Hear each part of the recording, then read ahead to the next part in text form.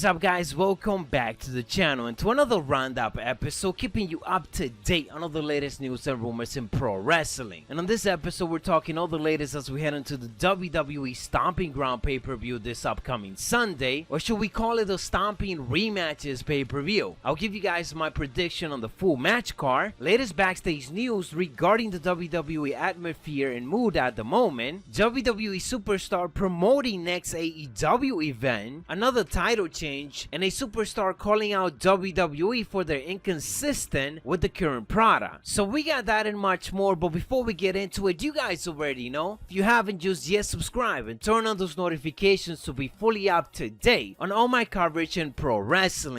And to start off, let's talk about a set of champions that are not gonna be at the event this upcoming Sunday, and the backstage atmosphere in the WWE at the moment. So as we know, a lot of superstars are currently with the company for their own type of reasons. Some seems to be there at this point because they sign a long-term contract. Sure, a lot of superstars are signing new contracts that are for 5 years, but there's also many that are unhappy, frustrated, and even ask for the release to go elsewhere and showcase their talent. And new reports coming from Brad Shepard indicates that the backstage mood in WWE isn't very good right now, and not only is the company ignoring certain titles and meetings, but there's also other superstars that are reportedly there just for the ride. Shepard indicating the following: the source is calling everything a mess at the moment. They said that the women's tag team titles might as well be defunct because they're hardly ever brought up in meetings. Daniel Bryan and Eric Rowan are pissed because they also been in a standstill. And this is not necessarily a surprise because we have been complaining about the women's tag team titles for quite a while now. The fact that the Iconics, they ended up picking up the victory at WrestleMania and winning the titles from Bayley and Sasha Banks, but ever since then, they really haven't done anything. Yes, they defended the title maybe once or twice on television, on SmackDown Live and Monday Night Raw, but they always have been used as a third party in someone else's storyline, like the Becky Lynch storyline, the Alexa Bliss with Bayley storyline now. It's kinda sad, but you could basically say that they haven't had an official big feud, big challengers in the WWE just yet. We thought that WWE was gonna start doing something with Asuka and Kairi Sane, but they put a stop to that real quick. Sure, they're trying to pick it up once again next week, but it's fair to say that after 2 months of them winning those titles, WWE has literally done nothing with them. And let's go ahead and check out the Stomping Ground, or I should say Stomping Rematches pay-per-view match card, and see where the Iconics are at. Oh wait, they're actually not facing anyone. Once again, they're left off of a pay-per-view. As for Daniel Bryan and Eric Rowan, they do have a match at the event against Heavy Machinery, but this match was actually built within a week, so we can't blame Daniel Bryan and probably Eric Rowan too to be pissed off at that. The fact that WWE hasn't given them enough time to actually build a good storyline. The report ended up describing all of this plus other similar things that have been happening in the WWE as utter chaos. And talking about chaos, let's go ahead and discuss some backstage news regarding the 24/7 championship, because R-Truth regained the championship last night after pinning Drake Maverick at his wedding. We actually speculated that this was going to happen after Drake ended up winning it during SmackDown Live this week. Reports indicate that Drake Maverick pitched the title change idea to the WWE according to PW Insider. WWE officials loved the idea and went with it. This adds to what we reported on the previous roundup, that WWE is actually letting superstars be creative when it comes to the 24/7 championship. The actual title change was filmed after the official wedding, of course. WWE NXT creative team member Joseph Belcastro played the pastor for the title change segment, and they added that there were other material filmed after the title change, but there's no word yet on how it will be used, if they do use it at all. We don't know who were involved in the other segment, but of course there were a lot of superstars there. They even had EC3 and Braun Strowman as groomsmen for the wedding. Matt Hardy child Maxwell was also part of the wedding, and there's even a video of him running with the 24/7 championship. So technically, Maxwell won the championship, and it will be amazing if WWE have that as some extra footage for us to see. Onto some other quick news. As we reported on the previous Roundup episode, Lars Sullivan has been dealing with a severe injury, and new reports from Wrestling Inc. indicate that he underwent successful surgery late this week. Reports added that Lars Sullivan could be out of action for the rest of the year after suffering the knee injury, and now he is expected to be out for 6 to 9 months, which could mean he'll be back in December or around WrestleMania 36 season. Latest reports are just indicating that WWE did not expect this injury,